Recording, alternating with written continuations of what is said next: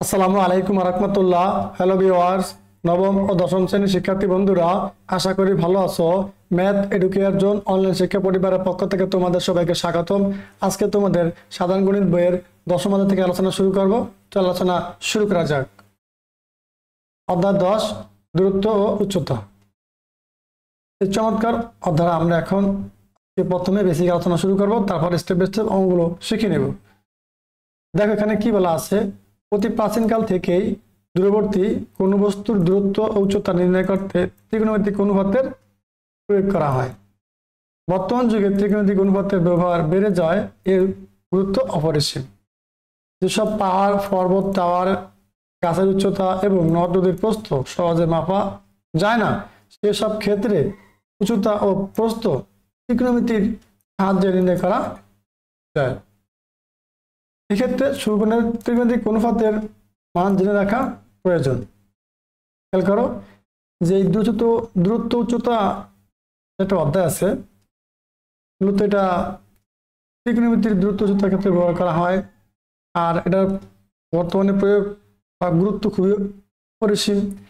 যে কিছু কিছু জায়গায় পাহাড়, পর্বত, টাওয়ার, গাছের উচ্চতা, নদীর প্রস্থ যেগুলো সহজে নির্ণয় করা যায় না, সেক্ষেত্রে এই ত্রিকোণমিতির অনুপাতের সূত্র প্রয়োগ করে, দূরত্ব উচ্চতার সূত্র প্রয়োগ করে, এগুলো খুব সহজে সমাধান করা যাবে। আমি এখন তোমাদেরকে এই বিষয়গুলো সুন্দর করে বেসিক যে সূত্র, নিয়ম, টেকনিক যেগুলো আছে আজকের এই ভিডিওর মাধ্যমে শিখিয়ে দেব। তোমরা এগুলো আমি আলোচনা করবো না, রিডিং পরে নিবা, ঠিক আছে? দেখো এখানে একটা প্রশ্ন আসে পরীক্ষায়, ভূরেখা, উর্ধ্বরেখা এবং উলম্ব রেখা, এই তিনটা আমরা জানবো এখন। খেয়াল করো, ভূরেখা হচ্ছে ভূমিতল অবস্থিত যে কোনো সরলরেখা। ভূরেখাকে শয়ন রেখাও বলা হয়। দেখো তোমাদের বইতে এই অধ্যায়টা এমসিকিউ আছে, এই যে ভূরেখা হচ্ছে কি ভূমির তলে অবস্থিত যে কোনো সরলরেখা। ভূরেখাকে শয়ন রেখাও বলা হয়। পরীক্ষায় প্রশ্ন আসছে, এটা প্রশ্ন আসা প্রশ্নই এমসিকিউ আকার আছে অনুশীলনীর ভিতরে, যে ভূরেখাকে কি বলা হয়? ভূরেখাকে শয়ন রেখাও বলা হয়, ঠিক আছে? তাহলে এখানে বলছে, প্রথম বলছে ভূরেখা হচ্ছে ভূমিতলে অবস্থিত যে কোনো কি একটি সরল রেখা। ভূরেখা কি বলা হয়? শয়ন রেখাও বলা হয়। তারপরে বলছে কি ঊর্ধ্বরেখা হচ্ছে ভূমিতলের উপর লম্ব যে কোনো সরল রেখা, একে উলম্ব রেখাও বলে, যেটা খাড়া, ঠিক আছে? যে এটা হলো ভূরেখা। আমরা মূলত এই চিত্রের মাধ্যমে এখন শিখে নিব। খেয়াল করো, পাশে একটা চিত্র দেখো, এই যে এই চিত্রটা, একটা সমকোণী ত্রিভুজ। এই ত্রিভুজের তিনটে রেখা আছে, একটা ভূরেখা মানে ভূমি যেটাকে বলে, আর একটা হলো ঊর্ধ্বরেখা, এই যে এটা এটা ঊর্ধ্বরেখা, আর উলম্ব রেখা যেটা সরাসরি খাড়া হবে। এই যে ঊর্ধ্বরেখা হচ্ছে ভূমিতলের উপর লম্ব যে কোনো সরলরেখা, লম্ব খাড়া হবে যেটা আছে, এটাকে বলা হয় কি উলম্ব রেখা, ঠিক আছে?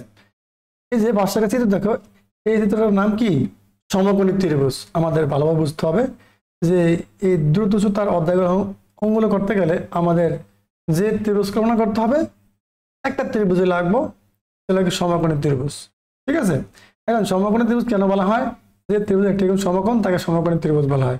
এই যে এবি যে একটা ত্রিভুজ, এই ত্রিভুজের বি কোণটা হচ্ছে গিয়া সমকোণ মানে কত ডিগ্রি? 90 ডিগ্রি। এই জন্য কি এর একটা সমকোণী ত্রিভুজ। আর এই ত্রিভুজের মান কত ডিগ্রি? 180 ডিগ্রি। যে ত্রিভুজে হোক প্রত্যেকটা ত্রিভুজের মান কত ডিগ্রি? 180 ডিগ্রি। খেয়াল রাখবা, এর 90 ডিগ্রি, বাকি দুটো যোগফল হবে 90 ডিগ্রি, ঠিক আছে? তাহলে এখন আমরা কোণের কারণে নির্ধারণ করবে কোনটা লম্ব হবে, কোনটা ভূমি হবে, কোনটা উচ্চতা হবে, ঠিক আছে? আমি যদি এই যে সি বিন্দুতে কোণ কল্পনা করি, তাহলে কোণ থাকে ভূমির সাথে, তাহলে বিসি হলো ভূমি, এসি হলো অতিভুজ, আর এবি হলো লম্ব, ঠিক আছে? খেয়াল রাখবা, সমকোণের বিপরীত বাহুকে অতিভুজ বলে, অথবা সমকোণী ত্রিভুজের বৃহত্তম বাহুকে অতিভুজ বলে। তাহলে অতিভুজ কি সবসময় খেয়াল রাখবা, যে সমকোণী ত্রিভুজ রাখলে যে ত্রিভুজের যেই বাহুটা বৃহত্তম বাহু বা বড় বাহু, ওইটি হচ্ছে অতিভুজ। ঠিক আছে? সমকোণের সরাসরি বিপরীত দিকের বাহুকে বলে অতিভুজ, অথবা বৃহত্তম বাহুকে বলে অতিভুজ। কোণ থাকে ভূমির সাথে, তাহলে সি বিন্দুতে কোণ ধরলে তাহলে বিসি ভূমি, এসি অতিভুজ, এবি লম্ব। আবার যদি মনে করো যে কোণটা আমার সি বিন্দুতে না, এবার কোণটা তুমি কি আমি এই বিন্দুতে কোণ কল্পনা করবো, কোন থাকে ভূমির সাথে, তাহলে তখন হয়ে যাবে কি এবি হবে কি ভূমি, আর বিসি হবে লম্ব, এসি হবে অতিভুজ। মানে অতিভুজ সবসময় ঠিক থাকবে, লম্ব আর ভূমিটা পরিবর্তন হবে। ঠিক আছে, আশা করি বুঝতে পেরেছো।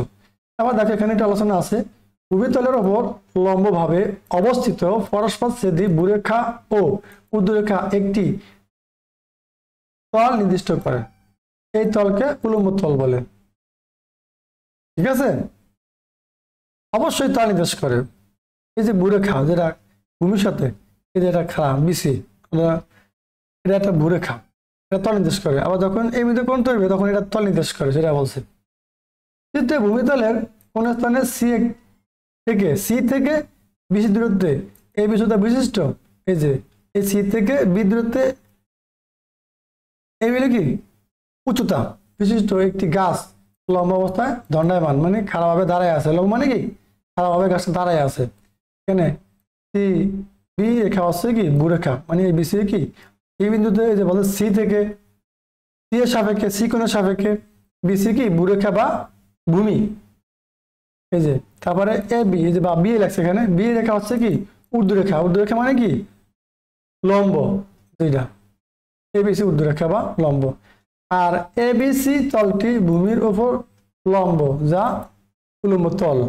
এবিসি একটা দেখছো না, এটা একটা, এটা লম্বভাবে দাঁড়িয়ে আছে, এটাকে বলে উলম্ব তল।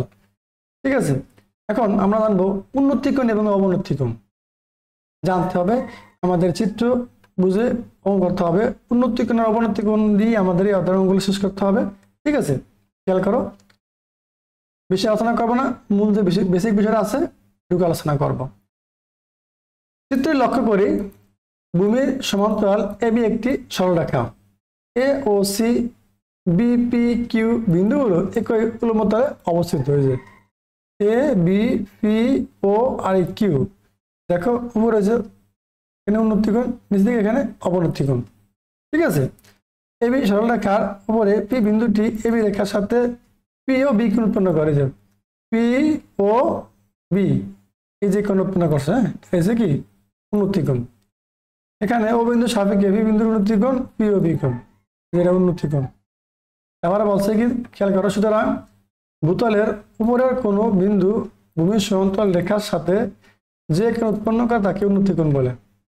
এখান থেকে মুখস্থ করবা উন্নতি কোণ রেখা বলে।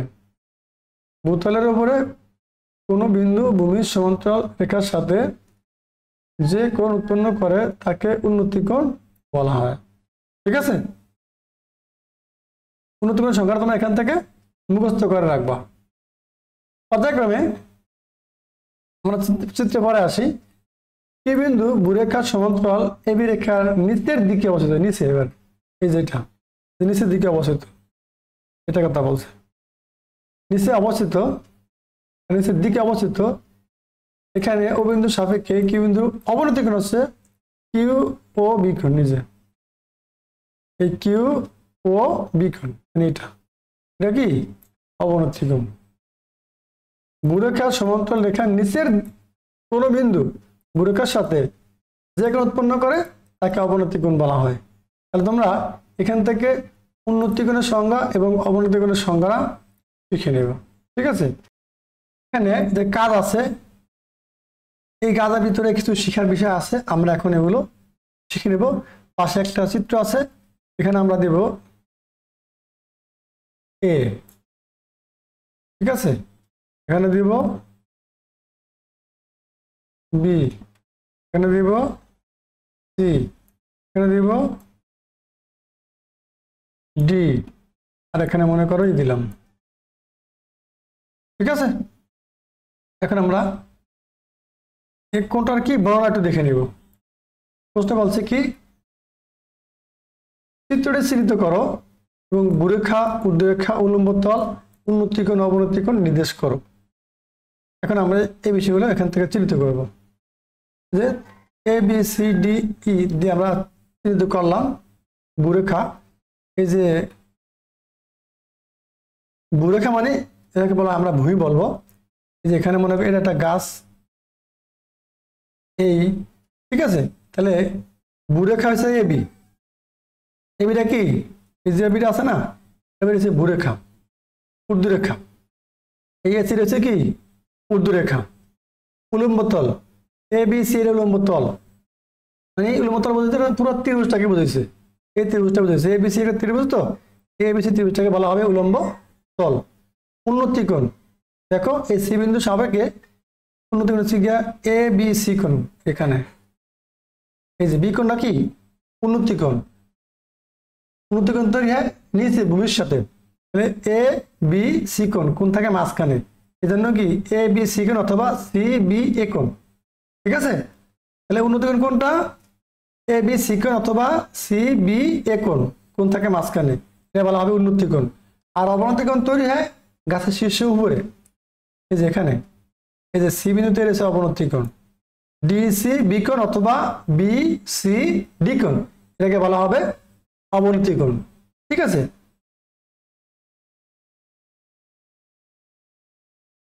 তারপরে আর কিছু আলোচনা আছে, আমরা এখন দেখে নেব, খেয়াল করো। বিশেষ দ্রষ্টব্য, এই অধ্যায়ে সমস্যা সমাধানের ক্ষেত্রে আনুমানিক সঠিক চিত্র আবশ্যক। চিত্র অঙ্কনের সময় নিশ্চয় কৌশল অবলম্বন করা দরকার। শিক্ষার্থীরা, তোমাদেরকে এই যে তিনটা চিত্র দেখো, এই অধ্যায়ের অঙ্কগুলো করতে গেলে তোমাদের মোস্ট ইম্পর্টেন্ট এবং গুরুত্বপূর্ণ এই যে তিনটা চিত্র তোমাদেরকে খেয়াল রাখতে হবে। এই অধ্যায় অঙ্কগুলো প্রত্যেকটা প্রশ্নের মধ্যে বলা থাকবে, কোনটায় 30 ডিগ্রি, কোনটায় 45 ডিগ্রি, কোনটায় 60 ডিগ্রি বলা থাকবে। এখন 30 ডিগ্রি কোন অঙ্কনের ক্ষেত্রে চিত্র হবে এরকম, 45 ডিগ্রি কোন অঙ্কনের ক্ষেত্রে চিত্র হবে এরকম, 60 ডিগ্রি কোন অঙ্কনের ক্ষেত্রে চিত্র হবে এরকম। যেটা আনুমানিক চিত্র আঁকবা, কিন্তু ধারণা ঠিক থাকতে হবে যে আমার 60 ডিগ্রি চিত্র কেমন হবে, 45 ডিগ্রি চিত্র কেমন হবে, 30 ডিগ্রি চিত্র কেমন হবে, ঠিক আছে। দেখো এই যে 1 নম্বরে 30 ডিগ্রি কোন অঙ্কনের ক্ষেত্রে ভূমি গ্রেটার লম্ব, এই যে ভূমিটা নিচেটা কোন থাকে ভূমির সাথে, এটা হলো ভূমি আর এটা হলো লম্ব। খেয়াল করো, প্রশ্ন যদি 30 ডিগ্রি কোণ উল্লেখ থাকে তখন তোমার চিত্রটা এইভাবে আঁকতে হবে, ভূমিটা হবে বড় আর লম্বটা হবে ছোট।